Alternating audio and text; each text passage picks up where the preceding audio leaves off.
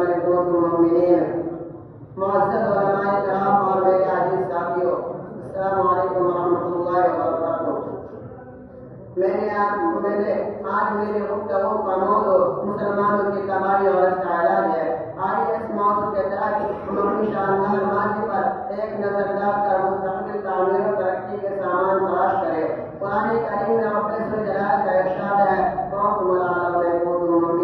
तुम ही सर बुलंद हो गया बस तुम मुमिन हो। ये इरशाद बारी हमारी पूरी तारीफ का इंतजार है, जिसमें हमारी तरक्की का राज मुज़म्मर है।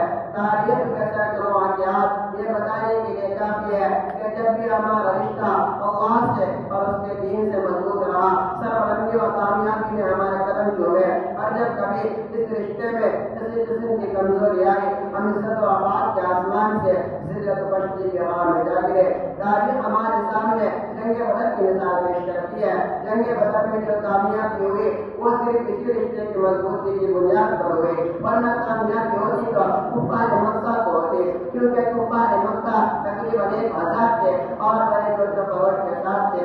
उनके पास 200 घोड़े और 700 ऊंट थे, नीज सबके पास तलवारें और दीगर जंगी हथियार मौजूद थे।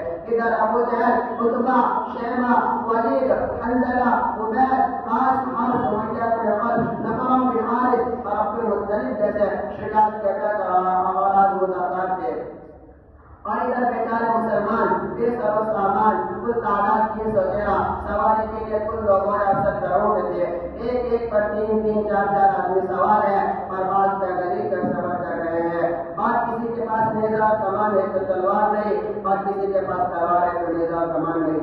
अपनी चंद बातों में खत्म करना चाहता हूँ। हमारे